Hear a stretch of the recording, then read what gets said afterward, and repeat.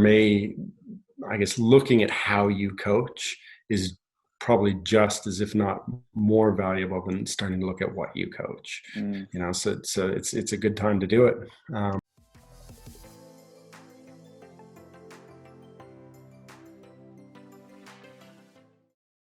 Right. So Derek, do you want to give it like a quick intro of yourself and maybe your background and things like that?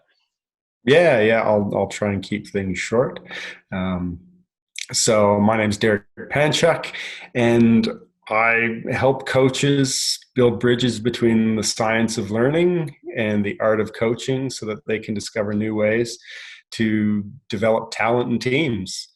So I'm a sort of a skill acquisition person by background. A lot of the work I do right now in my own company called Chiron Performance is sort of consulting with coaches. So in some ways, it's almost like a coach of coach.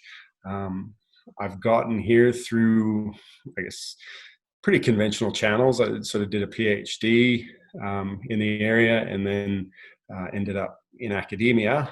After a short stint or a few years sort of teaching, I moved into a role as sort of the head of a national lead for skill acquisition at the Australian Institute of Sport, where I sort of moved into a really applied role, as well as sort of having some oversight in terms of skill acquisition across Australia.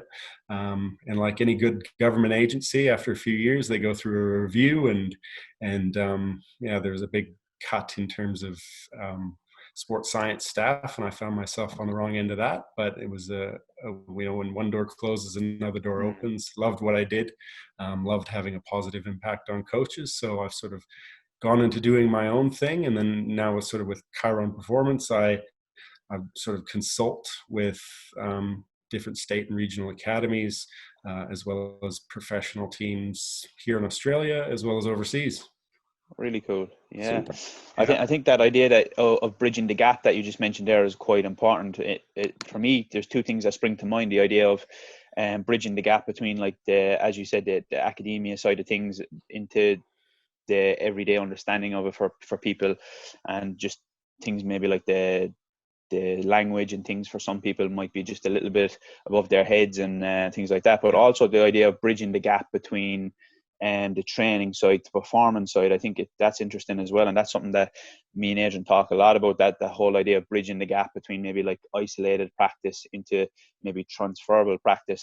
So yeah, it's very interesting for sure that little term sprung up, because it's certainly something that I think needs attention. Mm-hmm. I couldn't agree more. That's sort of why I do it.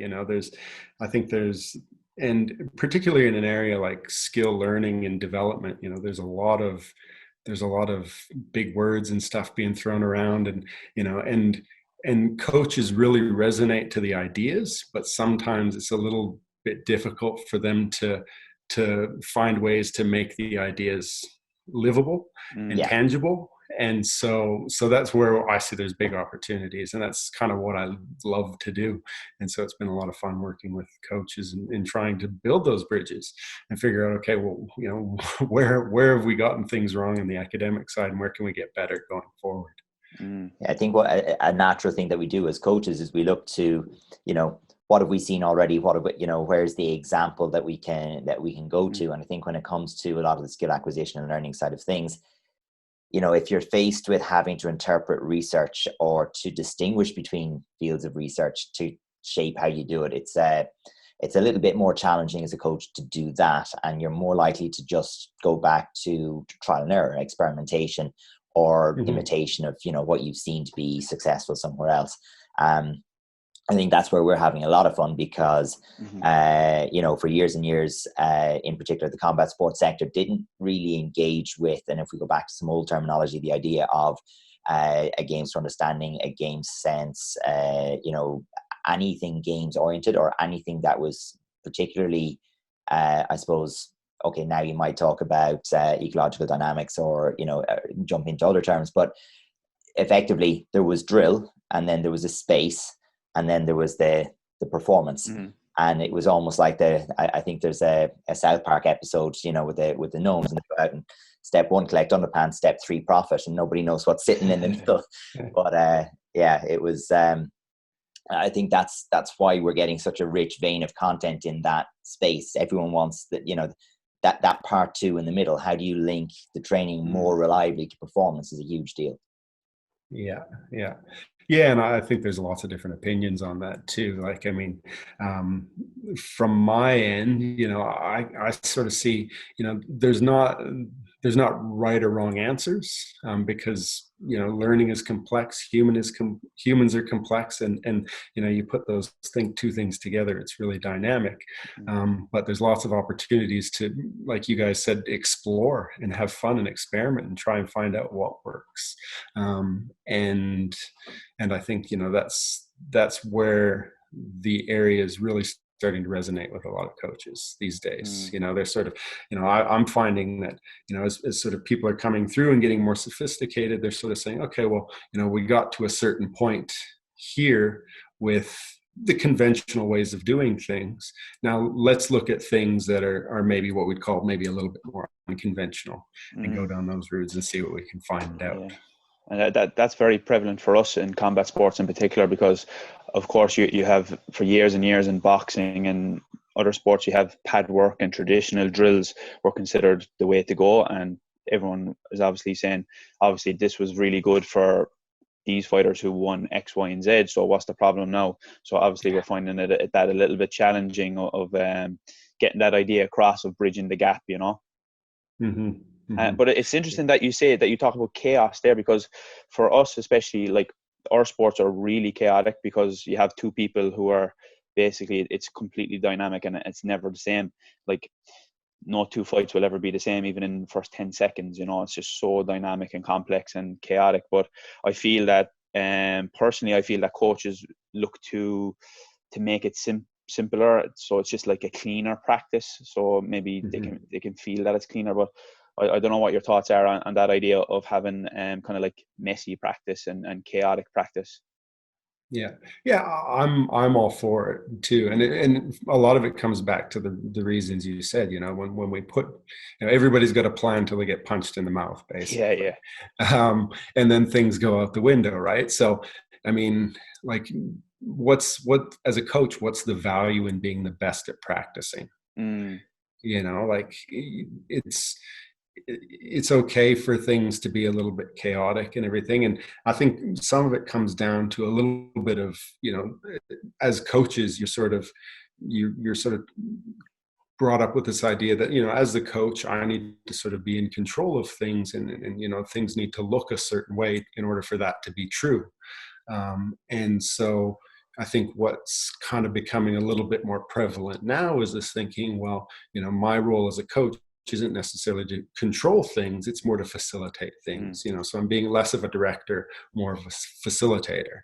And I think, so as those ideas have sort of gotten some support, then people are becoming more and more comfortable with this idea of the chaos and messiness in practice. I don't think it's probably, I think there's still limits on what people will accept and won't accept in sort of in the mainstream, but it's coming up, and again, it goes back to this idea that there's not necessarily a lot wrong with the way that people are coaching. It's just sort of, they need to think about what the justification for the different things that they do is. So, like things like pad work have a place, but you need to balance that with things that are a little bit more realistic.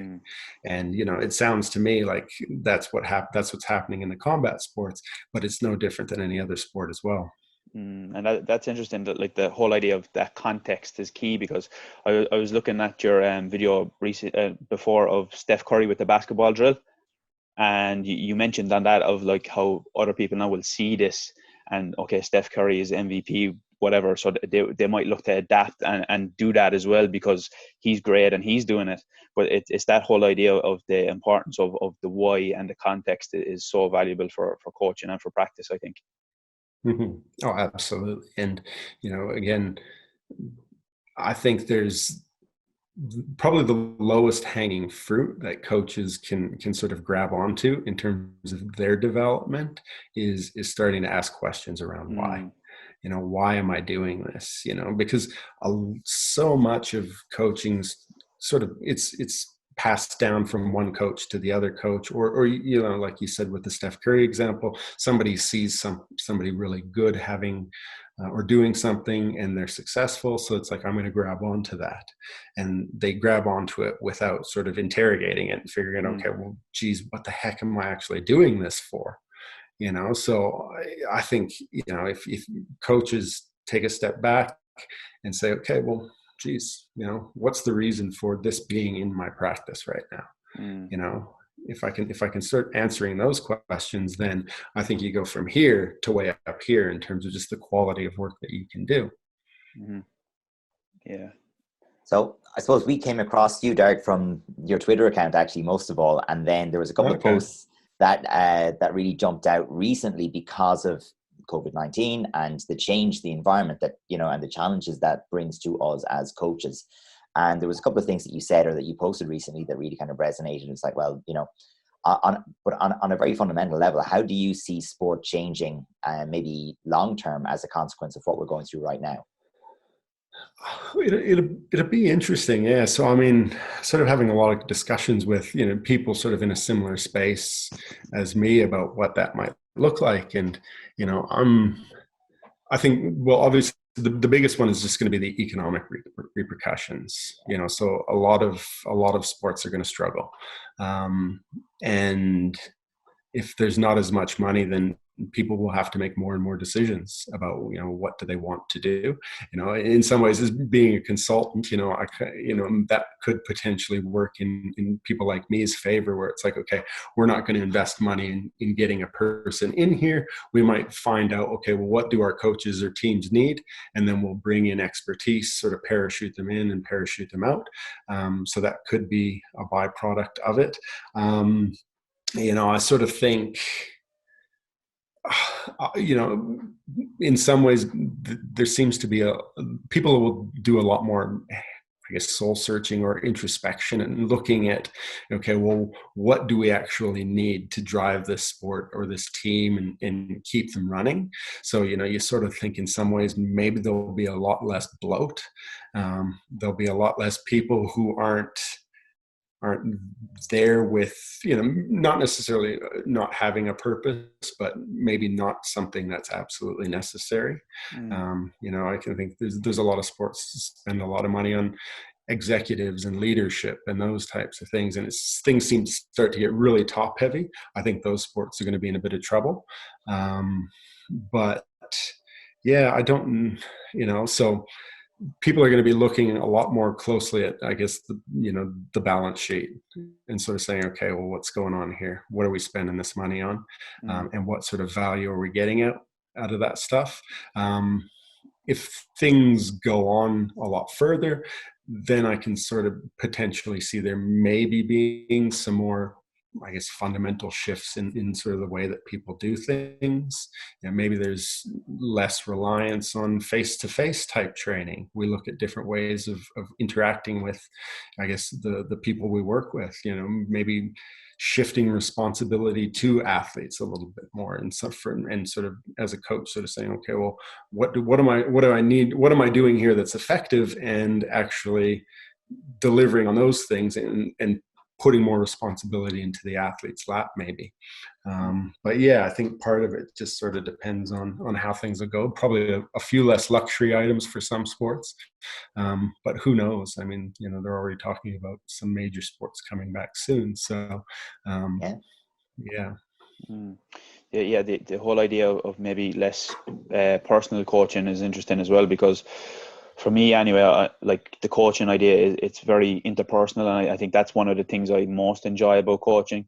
And we even tried some like online videos and things like that, and maybe it was because I was new, but for me it wasn't the same as being in a group with people and working with them, you know. So yeah, I think that's interesting, and maybe that's not going to suit everybody, but then at the same time, for a lot of sports really, like the whole idea of needing other bodies to work with and adapt to, and the whole idea of like perception action and things like that, I think that's very, very important as well, and people can only really get to a certain level by themselves, you know. What do you think about that? Yeah, oh, absolutely. And I don't think, like I can't see sports sort of going to this model where, you've got people doing a lot of their work individually on their own. If, I think in the short term, that's something we have to adapt to. Yeah. But I don't think that's something that's sustainable in the long term. I could probably see probably more harm comes out of that than anything Yeah. else. And Yeah. people, like you said, if you're all watching the same videos and doing the same thing and not interacting with somebody, like you said, that complexity and chaos isn't there. And, you start to get people who are even more robotic, and then it becomes more problematic. You probably get more people getting injured, those types of things. So certainly a problem, from my point of view as well, just in terms of, I guess, the experience that people have and the way that they do it. And so much of coaching and sport is founded on relationships as well, like you mentioned. So, if that's going to be, it's not the same when you're doing it over, a Zoom call or anything like that, as opposed to doing it in the real world. So, in the short term, yeah, but in the long term, that stuff won't be sustainable. Yeah, and I think that's like a clear divide then as well between people who are teaching classes versus people who are teaching like from the sport side of things. Sure, you can teach like classes and instruct the class, like maybe a fitness class, or even from our side, like a traditional taekwondo class can be done online. But when you switch to that sport side, I think it makes a difference, and looking for that transferable practice and things like that maybe isn't going to be so viable, Yeah. Do you think we're discovering any new practices or strengths to or a different way of going or working because of the constraints that have been put on us? Are we reacting to our environment and adapting in any positive ways, or in ways that are going to last beyond the current crisis? Again, I don't think it's been long enough for that to happen right now. Like I said, I think if things were maybe a little bit more dire and people were sort of saying, okay, well, we're not going to have sport for, a year or something like that, then I think that might necessitate more shifts. But since, I think what the Bundesliga is talking about coming back May 9th, here, the rugby league, May 28th, that type of thing. Like, I don't think, like a 2-month lag isn't enough to really drive systemic change, in my opinion. So at this point, I'm skeptical. Yeah, it's definitely interesting though, because I suppose and this very much a personal point of view, there are some things that put a lot more time into, and a lot of consideration into, and how you manage communications, and what kind of things you can actually invest time into, so we can focus on some of the disciplines of our sport or some of the skills in our sport because the medium isn't suitable. But I'm very curious to know, like, even from a work practice, sport involves lots and lots of meeting people, being face to face, having conversations. Even the administration and running of sport usually has an awful lot of that going on. And all of that has migrated. It's all online now. And I'm wondering what is going to be the persistent change out of this that we remember. But like you said, we may look back on this in a few years' time and realize, look, it was 6 weeks, it was 8 weeks for a lot of people. And that's a blip in the ocean. It's just irrelevant. Like, we forget at this stage that, during wartime, Olympic cycles were cancelled, and sport completely stopped in countries for years at a time, Yeah. I mean, maybe one of the short-term bonuses will be maybe a few less meetings for people. So realize that some of the stuff that they do isn't maybe valuable. You kind of hope that there's a little bit more reflection in terms of, what are we doing that's useful and not useful. But so I still at this point, I don't think it's been long enough for real change to sort of happen. But something could. Oh, for sure, yeah. It is strange, definitely. And when you look at the whole idea of teams as well coming online, and then they're trying to break it down into individual things, and the whole idea of the kind of the excitement of it at the beginning is kind of dwindling now, I think, and people aren't as excited anymore with the the whole nuance of the online things and things like that. So I find it might be a little bit harder to keep a tight-knit community and things like that. So I do think that it's really shown that how much sport is like a social thing as well, and an interpersonal thing, like we talked about a while ago, that people actually take for granted a lot, you know. Absolutely. Yeah. Oh, I mean, yeah, you take away your ability to sort of interact with people in a live face-to-face setting. You kind of realize you miss that pretty quick, and where the value of it is. I think maybe another potential positive that could come out of it might be that people will look at valuing those conversations and that communication and connection a little bit more. Again, I think, the longer it goes on, the more and more that probably is more of a realistic sort of goal. But, it's possible, and looking at communicating in different ways with people, and, when you're sort of a coach, and I guess, in a situation like this, you're probably feeling pretty neutered in terms of what you're capable of being able to do. So you look for value in other things, and you look for different ways of connecting and linking with people. So maybe there's I guess you find confidence in new areas, or try some different ways of doing that. So, No, that makes sense as well, because for us, we try to bring in using a different app, kind of like a video analysis of patterns. So for us, me and Adrian, we talked about this before. We like patterns is slightly different in terms of like it's not as chaotic. It's a bit more set in terms of the do's and don'ts, for example. Yeah, exactly. So for us, we're able to kind of, at least we can hone in on that a little bit and give people feedback, and they can go away home and practice it by themselves. But when you look at the combat side of things, it's certainly much trickier, and it's hard. You just kind of have to be able to keep up with your general fitness and athletic ability, I guess, for now, and try wait it out. Mm-hmm. Yeah, exactly. And I think, a lot of the coaches that I talk with in different sports are struggling with this idea as well too. Like all of a sudden, all of the tools that you've got in your toolkit, a good chunk of them aren't really useful anymore. Mm-hmm. And it's like, okay, where can I add value to people? And that's what I think a lot of people are struggling to find out. It's like, oh shit, all of a sudden I'm not useful. And I would take that very, very generally, but it's like, okay, there's, there is ways that you can have a good impact on people, but it's just a matter of figuring out what those are right now. And it's tricky. A lot of people are trying to figure that out. Yeah, I think for one thing in particular, it's a good opportunity to kind of delve into your mental game and the mental side of performance. I think that's something that's often neglected in the ongoings of training consistently and maybe preparing for competition and things like that. So I think that is one area that people do have a good opportunity to maybe delve a little deeper into and maybe get a better understanding of, Mm-hmm. Yeah, couldn't agree more. I think it's an area that's really underexplored and undervalued, and it's something that you could get a lot of leverage out of at the end of the day. Figuring out different ways to create resiliency or to empower or give ownership to your players.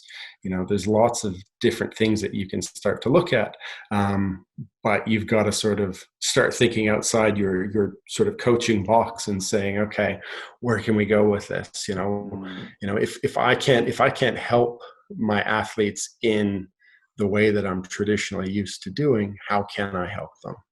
And so you've got to sort of take a step back and peel away. Okay, well, if I'm not sort of working on the technical things, or like the taekwon-do, then what are the other skills that are really important for those players? And that's where you start to get those clues and sort of say, okay, well, I'm going to go down a completely different track here. And I think from a coaching perspective, it's a good opportunity for you to invest in yourself and add value to yourself because, if you can develop those skills right now, then you've got more tools in your toolkit when you come back and more things to work with. So I think there's certainly a lot of value in those do you think types of so things. that there's a little bit more emphasis on the art side of coaching at the moment rather than the science, based on the way things are? Are you talking sort of in the current climate, or just generally? Just being able to adapt and kind of roll with the punches and kind of show your different skills. Yeah, I think so. And I think, but I think part of that too is we're in such an uncomfortable position that a lot of people, what they would consider their art or their craft isn't working for them. So it's trying to sort of almost like rediscover and reinvent what that is. But I think a lot of the skills that coaches have can still be really valuable in terms of figuring those out. You don't have to necessarily come from a scientific background to sort of recognize the importance of these different things. It's just like, okay, maybe I've got some time now to actually focus on developing them. Yeah, and definitely a good chance to upskill as well and pull in a few more skills for sure. Maybe things that you're now realizing that you're not so good at. It's a good opportunity to maybe get some reading in and talk to people like we're doing now. And it is a good opportunity at the same time. I think kind of delving into that area a little bit more as well. It's like the fear is like anything, I suppose. What you've learned, you can forget. What you practice, if you don't get to continue to practice, you can certainly lose the sharpness that you'd have with it, and I think coaches are in a situation where they're without their ability to practice. They can't they can't practice their craft, they can't apply that science, and really now it's looking for alternatives. How do I stay sharp so that when I come back to the game, I'm still at the level that I was? And being competitive minded people, we're thinking, well, what are people elsewhere doing? How are they trying to stay sharp? Maybe they'll get their athletes back before me, so maybe I need to be even sharper when I get my athletes back to catch up. So I mean, given that you're working very much in the consultancy role now and working with coaches on that level, I mean, is there anything that you've seen in terms of communities of coaches, in terms of learning opportunities for coaches that have developed in not even in the last few months, but in the last few years, that are useful now? Yeah, I mean, it's really interesting, and like forming communities is something that's really difficult, and so like, I mean, I think when people sort of get going and get into their coaching, they sort of get really insular and inward looking and don't spend a lot of time thinking about the community. They might get together at like a conference or a clinic or a competition or something like that. But, so I think people are trying to recreate that sort of experience in an online world. Like I'm sure the number of webinars in every sport in the world has just shot through the roof in the last little while. So I think people are trying to do it, which is good. I don't know, again, it's, I don't know whether people are trying to stay busy and keep themselves occupied, or whether they're trying to have really sort of given a lot of thought to thinking, okay, where do I need to get better? So creating a community is a big challenge, even at the best of times. And so I think this is forcing people to try and look and experiment with different ways of creating communities, virtual groups. Like I've sort of encouraged people to just kind of reach out as much as you can, find the people that you're really interested in talking with, and go and talk to them. If there's a lot of things springing up, and like sort of, I've sort of got a toe in the academic world as well. And, I think there's tons of value for people out in the applied world, and coaches and practitioners, people who are actually doing things, to jump into that world and give different perspectives. So, I like the fact that, all these things are popping up, and there's tends to be a lot of openness to sharing of ideas right now, because there's not a lot of competition going on. But I don't know how that sustains itself over time. That's sort of probably a little bit beyond my I guess I don't have a crystal ball. I couldn't Yeah. answer the question exactly right now, but I think some of the things we're seeing is great. Yeah, I think it's something that, the new environment creates a new challenge, and even though it may be short-lived in the long term, having come through it, I think we'll all view things a little bit differently. There'll all be a slightly different perspective on things. I mean, people are talking about how governmental systems might not be responding well to the challenge, and so is that an indication that governmental system is flawed? I mean, from our point of view, in terms of coaching, it's like, well, at the best of times, as you said, there's that little bit of an insular thing sometimes where people don't want to share their trade secrets, and information shared between teams and groups is rare. And as you say, right now, I think the world, or most people are in a slightly more giving place. Everything is, well, the pressure's off. There's no pressure to win by Sunday. So if there's no pressure to win by Sunday, we'll talk about it. And I think it's a great opportunity to kind of just take the lids off of a few pots and see what's simmering. Yeah. Oh, absolutely. And I think you've sort of hit the nail on the head, in the sense that we've peeled back some of the excuses that people have too. Like, when things are running as normal, there's a lot more busyness going on. Like, people sort of finding, or they've got things to take up their space. Yeah. And this is the day to day, the things that you need to do. So so now that excuse is gone, and it's like, okay, well, let's reach out. Let's go talk to somebody. There's a lot of people with more time on their hands. Like, if I'm a full-time coach and suddenly I can't work with my athletes, I've got time on my hands. What am I going to do with that time? Go reach out, go talk to people. I think is sort of a great first step. But I do love the fact that we can't sort of use busyness as a crutch anymore. Which is kind of nice. There's still plenty to do, but we've got time. The timeline has changed. It's great. It's kind of great getting all this information and feeding off people, and then the thing is, though, you're so eager to try and maybe put some things into practice that you kind of have to hold tough, and you can't do that yet, and that's probably the only tricky part and the challenging part about it, really, of all this good information being shared. Yeah.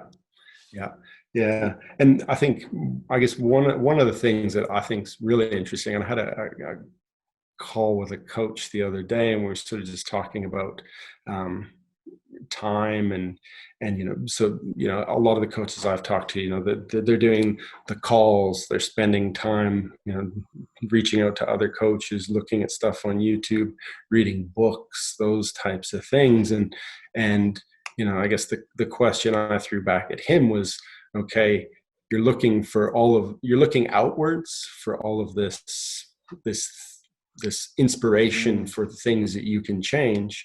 How much time are you spending actually looking inwards? It's interesting. And figuring out where you could be better. That's a great point. I mean, for me, like I said, I think off the get-go is your, understanding what you do and why you do it is probably going to give you the most insight. So one of the things I'm telling a lot of the coaches that I'm working with is stop. Let's breathe. Take a minute. Let's not start worrying about getting things up and running and making things better. Let's, if your season's just stopped, or your competition's sort of just, you're partway through it, this is an opportunity you've never had before. Stop. Say, okay, well, up to this point, what have I been doing that's really effective? What have I been doing that's really ineffective? And what do I need to do to get better?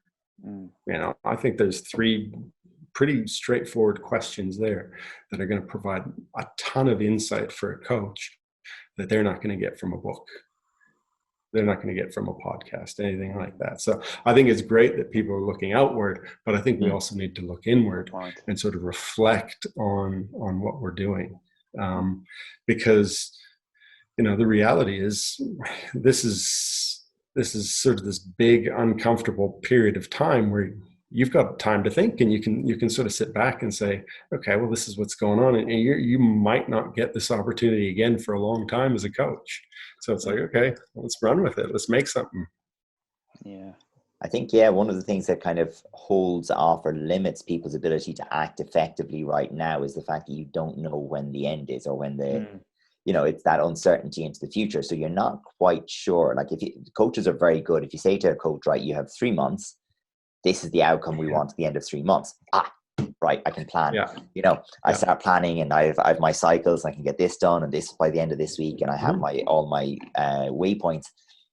But when we're just facing into, like, is this what it's like to be a normal person that doesn't do sport? Like, you know, I mean, maybe this is just normal for other people. I don't get it. You know, that, you know, next week is the same as this week. I mean, you know, at the start of, I'd love to even say at the start of the year, but sometime halfway through the year before, I already know what all of the weekends are for the following year. And, you know, so this is the first time in my adult life, certainly, where I'm like, I don't know what I'm doing next week, you know, and we'll wait and see. So yeah, I think initially our first few days, it was just like planning. You know, what do we do if, what do we do if, what do we do if? And then we realized there's just no contingencies for this. So maybe exactly what you've said there is something that it doesn't matter whether we have 1 more week or 6 more months or a year.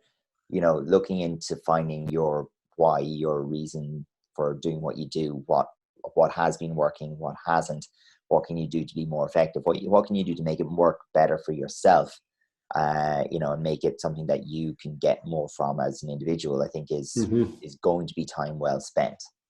Yeah. And I mean, you think about it, like, I mean, you probably spend a lot of time planning for your athletes and what they need to do to get better. Now is a great opportunity to set a little bit of a roadmap for yourself and say, okay, well, you know, this is what I can do to change. You know, this is where I can make a bigger difference and bigger impact when I come back. You know, and it's just like, okay, let's figure out what that looks like. You know, and you know, and I think one of the things that I'm seeing a lot too is coaches are kind of sweating a little bit. They're antsy, you know. They tend to be people who are busy and everything like that, and you know. So I've said to people, I said, you know, like, how much time are you spending thinking about it? And they'll sort of say, well, you know, I'm thinking about, you know, reflecting on things that are going well and whatnot a lot. I'm like, actually sit down, schedule some time where you're just going to actually sit down and write some stuff down, you know, build in a part of your routine. You know, you've got this time that's you're not going to get again. So make the most of it and actually, you know, give yourself a routine where you can be disciplined and make the most of it. And then find an hour a night to go watch Tiger King, you know, you know, like the worldwide phenomenon. Well, yeah, like just, but seriously, like switch off for a little bit too. You know, like a lot of coaches I know that's just like, you know, they're thinking about coaching all the time. Like, you know, like some of the basketball coaches I work with, it's like, okay, I'm drawing up plays all the time, everything like that. I'm watching basketball, all this stuff. It's like, okay, well, you know, yeah, find some stuff to do and keep doing that. But also, you know, take some time for yourself too, because again, you're not going to have that luxury again for a while. So, yeah, everyone gets to experiment with a few months of being retired. You know, so maybe it's time to look ahead and see, well, okay, is this how I want my retirement to be? Maybe you know, maybe I want to do this a little bit. Yeah. Maybe I'll get that barbecue after all, you know. Absolutely.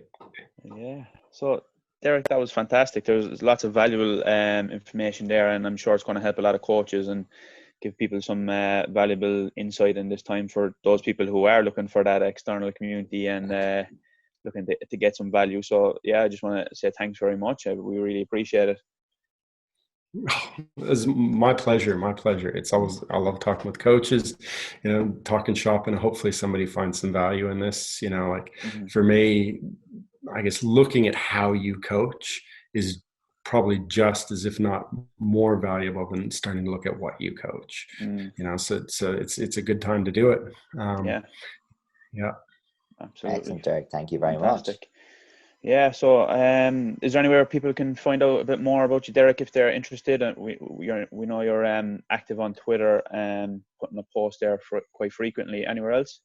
Yeah. So Twitter and LinkedIn, I sort of put up coaching thoughts of the day every once in a while. Well, almost every day, except on weekends. I do take some time off. So you can find me there. I've also got my own website, which is www.learntowin.com.au. And if anybody's interested in talking, they can reach me at derek@learntowin.com.au. Brilliant. Fantastic. Well, have a good night. Thanks. Yeah. You look too. After yourself.